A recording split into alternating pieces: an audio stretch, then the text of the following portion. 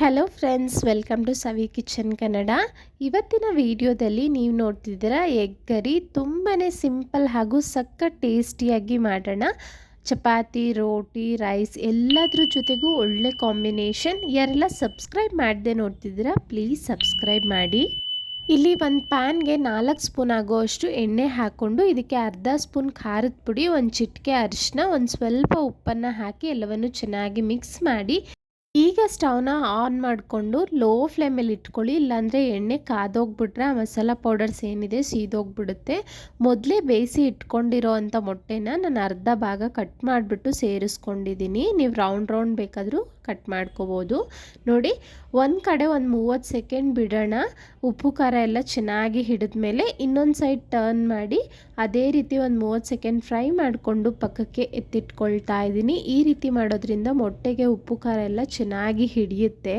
ಅದೇ ಪ್ಯಾನ್ಗೆ 2 ಸ್ಪೂನ್ ಆಗೋಷ್ಟು ಎಣ್ಣೆನ ಹಾಕಿ ಅರ್ಧ ಸ್ಪೂನ್ ಜೀರಿಗೆ ಹಾಗೂ ಒಂದು ಪಲಾವ್ ಎಲೆನ ಸೇರಿಸ್ಕೊಳ್ತಾ ಇದ್ದೀನಿ. ಜೀರಿಗೆ ಒಂಚೂರು ಫ್ರೈ ಆದಮೇಲೆ 3 ಮೀಡಿಯಮ್ ಸೈಜ್ ಈರುಳ್ಳಿನ ಸಣ್ಣದಾಗಿ ಕಟ್ ಮಾಡಿ ಹಾಕೊಂಡಿದ್ದೀನಿ.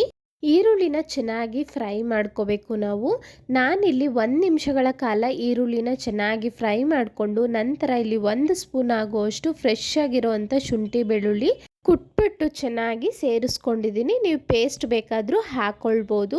ನೋಡಿ, ಹಸಿ ಸ್ಮೆಲ್ ಹೋಗೋವರೆಗೂ 1-2 ನಿಮಿಷ ಚೆನ್ನಾಗಿ ಫ್ರೈ ಮಾಡಿಕೊಂಡ್ರೆ ಅಷ್ಟರಲ್ಲಿ ಈರುಳ್ಳಿನೂ ಒಳ್ಳೆ ಕಂದು ಬಣ್ಣ ಬಂದಿರುತ್ತೆ. ಈಗ ಇದಕ್ಕೆ ಒಂದು ಸಣ್ಣ ಟೊಮೆಟೊ ಹಾಕ್ತಾ ಇದ್ದೀನಿ.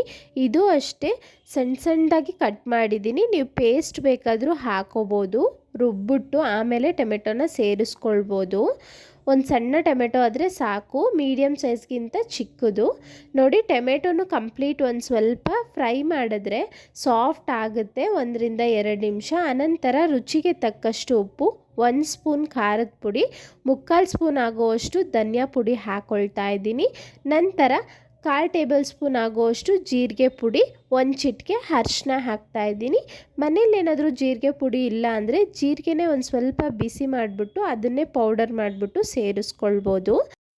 ಈಗ ಇದಕ್ಕೆ ಕನ್ಸಿಸ್ಟೆನ್ಸಿ ನೋಡಿಕೊಂಡು ನೀರನ್ನ ಸೇರಿಸ್ಕೋಬೇಕು. ನಾನಿಲ್ಲಿ 1.5 ಗ್ಲಾಸ್ ಆಗೋಷ್ಟು ನೀರನ್ನ ಹಾಕಿದ್ದೀನಿ. ನಮಗೆ ಗ್ರೇವಿ ತುಂಬ ನೀರಿದ್ದರೆ ಚೆನ್ನಾಗಿರೋದಿಲ್ಲ, ಗಟ್ಟಿಯಾಗಿರಬೇಕು. ಸೊ ಕನ್ಸಿಸ್ಟೆನ್ಸಿ ನೋಡಿಕೊಂಡು ನಿಮ್ಗೆ ಎಷ್ಟು ಬೇಕೋ ಅಷ್ಟು ನೀರನ್ನ ಹಾಕ್ಕೊಳ್ಳಿ. ನೀರನ್ನ 1-2 ನಿಮಿಷ ಬಿಟ್ಟರೆ ಚೆನ್ನಾಗಿ ಕುದೀತಾ ಇರಬೇಕು.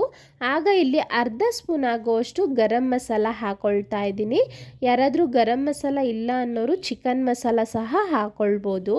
ನೋಡಿ, ಈ ರೀತಿ ಕುದೀತಿರ್ಬೇಕಾದ್ರೆ ಮೊದಲೇ ಫ್ರೈ ಮಾಡಿ ಇಟ್ಕೊಂಡಿರೋ ಅಂಥ ಈ ಮೊಟ್ಟೆನ ಹಾಕ್ತಾ ಇದ್ದೀನಿ.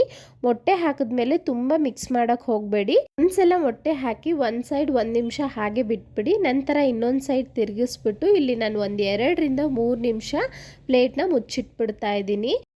ನೋಡಿ, 2-3 ನಿಮಿಷ ಆದಮೇಲೆ ಪ್ಲೇಟ್ನ ತೆಗಿತಾ ಇದ್ದೀನಿ. ಗ್ರೇವಿನೂ ಗಟ್ಟಿ ಬಂದಿದೆ, ಮೊಟ್ಟೆಗೂ ಉಪ್ಪು ಖಾರ ಎಲ್ಲ ಚೆನ್ನಾಗಿ ಹಿಡಿದಿರುತ್ತೆ. ಈಗ ಸ್ಟವ್ನ ಆಫ್ ಮಾಡಿ ಒಂದು ಸ್ವಲ್ಪ ಕೊತ್ತಂಬರಿ ಸೊಪ್ಪನ್ನ ಗಾರ್ನಿಷಿಂಗ್ಗೆ ಹಾಕ್ಕೊಳ್ತಾ ಇದ್ದೀನಿ. ನೋಡಿ, ತುಂಬ ಸಖತ್ ಟೇಸ್ಟಿಯಾಗಿರೋ ಅಂಥ ಎಗ್ ಕರಿ ರೆಡಿ.